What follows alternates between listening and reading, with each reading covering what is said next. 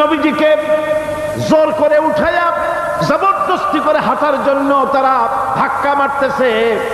আবার কিছুদিন গিয়ে নবীজি আবার বেহুশ হয়ে পড়েছেন। এইখান থেকে আবার উঠাইছে, আবার ধাক্কা মারতেছে। 3 নম্বরের আর একটা জায়গা আছে যেখানে ভাঙ্গা একটা মসজিদ।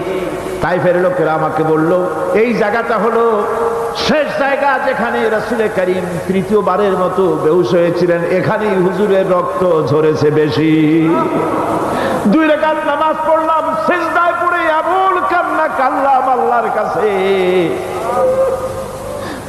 নবীজি যখন হুঁশ এসেছে, হযরতে জিবরাইল বলেন, ইয়া রাসূলুল্লাহ, আপনার এই কষ্ট দেখে ফেরেশতারা কাঁদতেছে, আপনি অনুমতি দিয়ে দেন এই 2 পাহাড়কে মিলাইয়া সমস্ত তায়েফবাসী কাফেরগুলি মাটির সাথে মিশাইয়া দেই।